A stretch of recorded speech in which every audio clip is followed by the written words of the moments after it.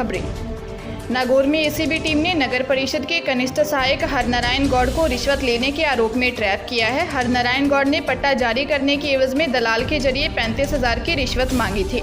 इस दौरान दलाल गुलामुद्दीन ने परिवादी से रिश्वत के 35,000 रुपये ले लिए, जिसे तुरंत ही गिरफ्तार कर लिया गया। इस दौरान आरोपी कनिष्ठ सहायक हरनारायण गौड़ को कार्रवाई की भनक लग जाने से वो मौके से फरार हो गया। एसीबी टीम से मिली जानकारी के अनुसार परिवादी ने शिकायत दी थी कि आवासीय मकान का पट्टा बनाने की एवज में नगर परिषद के कनिष्ठ सहायक हरनारायण गौड़ द्वारा उसके दलाल गुलामुद्दीन के माध्यम से 35,000 की रिश्वत की मांग कर रहा है। शिकायत का सत्यापन करवाया तो शिकायत सही पाई गई, जिसके बाद दलाल गुलामुद्दीन को रिश्वत लेते दबोच लिया। बारां जिले की पोक्सो कोर्ट ने 7 वर्षीय मासूम से रेप के आरोपी को आजीवन कारावास की सजा सुनाई है।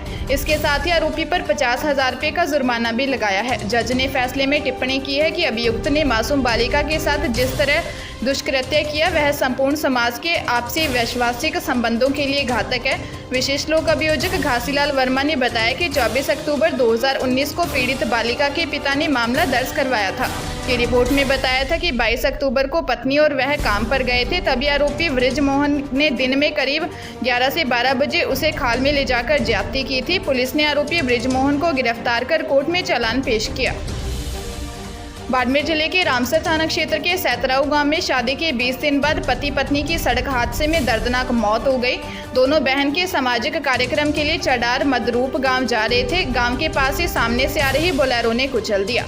सूचना पर पहुंची पुलिस ने दोनों के शवों को अस्पताल की मोर्चरी में रखवाया है। पुलिस ने बताया कि रामसर गांव निवासी दिनेश की सुशीला से शादी 10 मई को हुई थी। दोनों के मेहंदी का रंग भी नहीं उतरा था कि यह हादसा हो गया। पुलिस के अनुसार रामसर गांव निवासी दिनेश कुमार पत्नी सुशीला के साथ बहन के घर पर सामाजिक प्रोग्राम में शामिल होने के लिए बाइक पर जा रहे थे।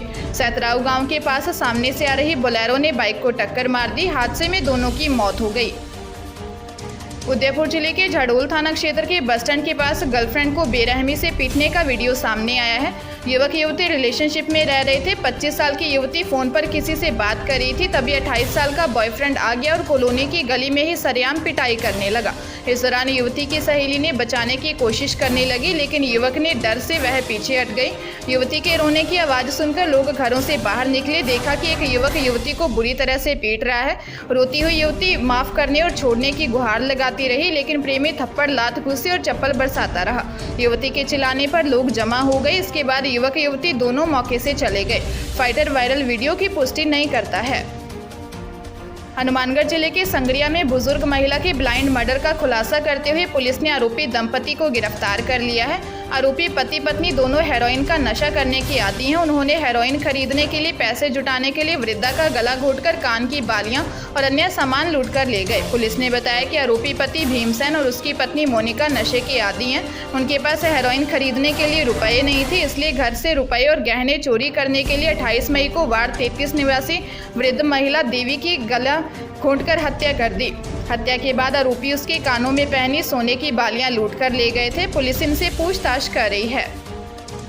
कोटा जिले के इटावा थाना क्षेत्र में एक कलयुगी बेटे ने बेरहम तरीके से अपनी ही सगी मां की गला घोंटकर हत्या कर दी। उसे तड़पती हुई मां की चीखों पर भी दया नहीं आई। हत्या के बाद आरोपी सुबह अंधेरे में दूध की थैली लेने चला गया। वापस लौटकर अपने ताऊ को मां के बीमार होने की जानकारी दी। परिवार के सदस्यों ने जाकर देखा तो संतराबाई की लाश पड़ी हुई थी। पुलिस ने हत्यारे बेटे मनीष कुमार को गिरफ्तार किया है। पूछताछ में सामने आया कि बम्बूलिया गांव निवासी आरोपी मनीष के पिता की 3 साल पहले मौत हो चुकी थी। सबसे बड़ा भाई घर में लड़ाई झगड़े से तंग आकर अपने ससुराल रहने लगा था। घर में आरोपी मनीष व उसकी मां संतराबाई रहती थी। बड़े भाई के ससुराल रहने चले जाने को लेकर उसकी मां मनीष को कोसती थी। नागौर जिले के मकराना थाना क्षेत्र में ब्रेजा कार और 5 लाख कैश दहेज के लिए इंजीनियर पति ने इतना टॉर्चर किया कि विवाहिता ने सुसाइड कर लिया। पति ने उससे 2.5 घंटे तक फोन पर बात की। इस दौरान विवाद इतना बढ़ा कि उसने फांसी लगा ली। पिछले कई महीने से महिला पीहर में रह रही थी। मकराना के चांडी गांव निवासी रामलाल स्वामी ने रिपोर्ट में बताया कि उसकी 2 बेटियां मैना और अंजू का विवाह 10 दिसंबर 2018 को अलवर के नारायणपुर निवासी अशोक कुमार के दोनों सगे बेटों से हुआ था। मैना की शादी कमलेश और अंजू की शादी दीपक से हुई थी। आरोप है कि अंजू का पति दीपक मां बाप के साथ मिलकर दहेज के लिए परेशान करने लगा। ससुराल पक्ष ने अंजू को बुरी तरह से पीटा। परिजन इस घटना के बाद चुप रहे क्योंकि बड़ी बेटी की शादी भी दीपक के बड़े भाई कमलेश से की थी, लेकिन अंजू की मौत के बाद वे मैना को धमकाने लगे। पुलिस ने ससुर अशोक, सास मोहिनी, बहन दीपिका, दामाद कमलेश और पति दीपक के खिलाफ मामला दर्ज कर जांच शुरू कर दी है। चित्तौड़गढ़ एसीबी ने सीएमएचओ ऑफिस में कार्यरत सहायक लेखाधिकारी को चाय की थड़ी पर 15,000 रुपये की रिश्वत लेते हुए रंगे हाथों गिरफ्तार किया है। एसीबी चित्तौड़गढ़ की एसपी डॉक्टर विक्रम सिंह ने बताया कि डुंगला तहसील के बड़वई गांव निवासी रामलाल ने असिस्टेंट अकाउंट ऑफिसर के खिलाफ शिकायत दी थी कि वह सीएससी बड़ी सादड़ी से एमपीडब्ल्यू पद से रिटायर होने के बाद का काम अटक गया था। वह हाईकोर्ट में गए थे। हाईकोर्ट में फैसला रामलाल के पक्ष में हुआ। इसमें सीएमएचओ कार्यालय के सहायक लेखाधिकारी सीकर के रघुनाथगढ़ निवासी मूलचंद फिक्सेशन को क्रियान्वित करने के बदले में 15,000 रुपये की रिश्वत मांग कर रहा है।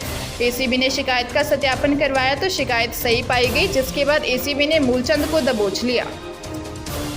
राजस्थान बोर्ड के 12वीं कॉमर्स और साइंस स्ट्रीम का रिजल्ट जारी कर दिया है। साइंस में करीब 2,32,000 और कॉमर्स में करीब 27,000 स्टूडेंट्स हैं।